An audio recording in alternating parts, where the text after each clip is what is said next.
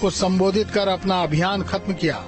देखिए, जो प्रधानमंत्री जी जैसा आपने इंटरव्यू में बता चुके हैं कि उनको ऊर्जा मिलती है 140 करोड़ परिवार से, जो परिवार के लोग हैं उनके 140 करोड़, और उस परिवार में हम लोग भी आते हैं, और हमें उनकी कार्य क्षमता और कार्यशैली देख के हमें उनसे ऊर्जा मिलती है। तो जो कहें कि, और एक जुनून है, मतलब प्रधानमंत्री जैसे उन्होंने अपने इंटरव्यू में बताया है कि कुछ पहले लोग आए नेतागण आए जिन्होंने कहा कि अब तो आप प्रधानमंत्री बन गए, अब क्या। तो वो प्रधानमंत्रीशिप के लिए तो कर ही नहीं रहे हैं ना। आप देखिए वो क्या कह रहे हैं, वो ये कह रहे हैं कि हम ये 5 साल के लिए चुनाव न लड़ रहे हैं, हम 24/7 चुनाव लड़ रहे हैं 2047 के लिए, 24/7 के लिए लड़ रहे हैं।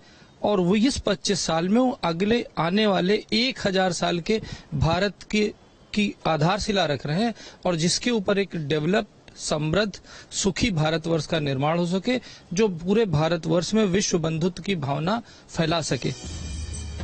ये नरेंद्र मोदी का जुनून ही था कि लगातार तीसरी बार सत्ता हासिल करने के लिए उन्होंने पूरा जोर लगा दिया। न भीषण तपिश की परवाह की, न ही लाखों किलोमीटर यात्रा से थकान की। चुनाव अभियान में पीएम मोदी ने सर्वाधिक समय यूपी, बिहार, पश्चिम बंगाल और महाराष्ट्र को दिया, जहां लोकसभा की कुल 210 सीटें हैं। इन 4 राज्यों में उन्होंने 92 जनसभाओं को संबोधित किया। आंकड़ों पर गौर करें तो मोदी ने यूपी में 31, बिहार में 22, महाराष्ट्र में 20 और पश्चिम बंगाल में 19 चुनावी कार्यक्रम किए। प्रधानमंत्री स्वयं यूपी की वाराणसी सीट से सांसद रहे हैं और यूपी की 80 सीटें ही दिल्ली के रास्ते को आसान बनाती हैं। इसी को ध्यान में रखते हुए प्रधानमंत्री ने उत्तर प्रदेश में सबसे ज्यादा 22 जनसभाएं की और कुल 31 चुनावी कार्यक्रम किए, जबकि कर्नाटक और तेलंगाना में पीएम ने 11 रैलियां, तमिलनाडु में 7, आंध्र प्रदेश में 5 और केरल में 3 चुनावी रैलियां की। प्रधानमंत्री ने मध्य प्रदेश में 10 चुनावी कार्यक्रम किए तो झारखंड में 7 चुनावी कार्यक्रम संपन्न हुए। जी देखिए, उनकी रैलियों के जो कार्यक्रम बने, हम लोग तो सिर्फ उत्तर भारत या उत्तर प्रदेश या आसपास के 1-2 राज्यों के बारे में ही बता पाएंगे, लेकिन कि जैसा हमें समाचार पत्रों के माध्यम से या मीडिया के अन्य माध्यमों से जानकारी मिल रही थी कि उनकी जो रैली के कार्यक्रम थे वो कश्मीर से लेकर के कन्याकुमारी तक के थे, और उन राज्यों में उनकी रैलियां ज्यादा हुई हैं जहां पर भारतीय जनता पार्टी को संभवतः ऐसा लगता था कि वहां उन्हें थोड़ा कठिन है उनके लिए। जैसे बंगाल, अगर पश्चिम बंगाल में आप देखिए तो प्रधानमंत्री जी की रैलियां काफी ज्यादा मात्रा में हुई हैं। दक्षिण भारत के राज्यों में आप देखिए तो वहां पर भी प्रधानमंत्री जी की रैलियां जो है काफी ज्यादा मात्रा में हो। तो निश्चित रूप से अगर बाकी नेताओं की तुलना की जाए, और चूंकि वो प्रधानमंत्री, उनको पूरे देश में प्रचार करना है, तो इस लिहाज से भी उनकी रैलियों की संख्या ज्यादा है, और उसकी तुलना में मतलब विपक्ष के कई नेताओं की रैलियां उस नंबर में नहीं हुई है। देखिए, असर की बात तो इस चुनाव में मुझे लगता है कि सिरे से खारिज कर देनी चाहिए। उत्तर प्रदेश के साथ साथ देश में जो हालात हैं, जिस तरह भारतीय जनता पार्टी ने एक्सपेक्टेशन की थी, बहुत सारे उनके जो मुद्दे हैं, और उस हिसाब से जितनी जनता की उम्मीद पे वो खरे नहीं उतर पाए, इसलिए लगातार उनकी रैलियों में भीड़ कहना ये मुझे लगता है सही होगा कि वो जो दिखी नहीं। दूसरी बड़ी बात उत्तर प्रदेश की अगर कर लें, क्योंकि हम सभी उत्तर प्रदेश से आते हैं, उत्तर प्रदेश में केवल मोदी जी ही नहीं, योगी जी और तमाम अगल बगल प्रदेशों के भी मंत्री आए, लेकिन वो जितनी जनता की एक्सपेक्टेशन थी वो रैलियां होने के बावजूद भी नहीं दिखी।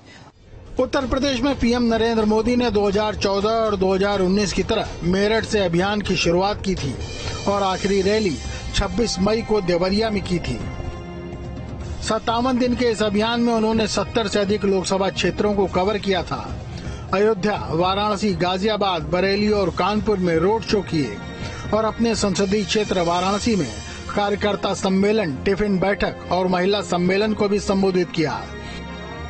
इस तरह पीएम मोदी ने चुनाव में 2019 के अपने रिकॉर्ड को ही तोड़ दिया। 2019 के चुनाव में मोदी ने 11 अप्रैल से 19 मई तक 68 दिनों में 145 जनसभाओं को संबोधित किया था और एक साथ 5000 किलोमीटर की यात्रा की थी और 3 दिन में 12000 किलोमीटर की यात्रा कर डाली थी। 2024 में इतने लंबे चुनावी दौरे के बाद शारीरिक और मानसिक थकावट होना तो लाजमी होता है, लिहाजा हमेशा की तरह मोदी 2024 की आखिरी चुनावी जनसभा को संबोधित करने के बाद 2 दिन ध्यानमग्न रहने के लिए रामेश्वरम चले गए। देखिए, जो व्यक्ति काम नहीं करता है वो प्रचार के सहारे जीता है।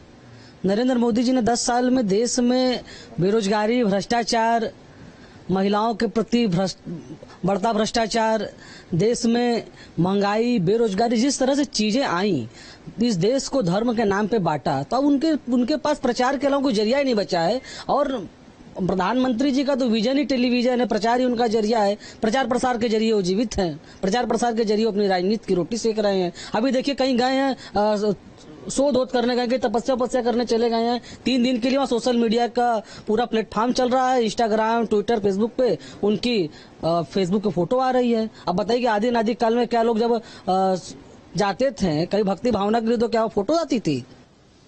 हर पार्टी में अपना एक स्टार प्रचारक होता है, पर प्रधानमंत्री मोदी जी सारे पक्ष और विपक्ष सबको मिला लें तो उसके सुपर स्टार प्रचारक हैं। आप देखिए कि जिस उम्र में वो हैं, उस उम्र में होने के बावजूद उनसे ज्यादा मेहनत करने वाला एक भी कार्यकर्ता नहीं है, चाहे हम अपनी पार्टी की बात करें, चाहे हम किसी और पार्टी की बात करें। और ना ही कोई भारत के इतिहास में ऐसा प्रधानमंत्री आया है जो प्रधानमंत्री होने के बावजूद भी पार्टी के लिए, राष्ट्र के लिए, देश के लिए इतना बढ़ चढ़ करके आगे काम कर रहा है, जो दिन भर में मुझे लगता है 24 घंटे में कम से कम 16 से 18 घंटे काम करते हैं। जिस तरीके से आप देखिए कि दिन में एक शहर नहीं, एक 2-2, 3-3 स्टेट में जिस तरीके से फ्लाई करके जाते हैं और वहां पे सभाएं करते हैं, तो उनसे बड़ा प्रचार करने वाला तो किसी भी पार्टी में कहीं भी और कोई नहीं है। लेकिन चुनावी कार्यक्रमों में व्यस्तता के मामले में गृह मंत्री अमित शाह भी मोदी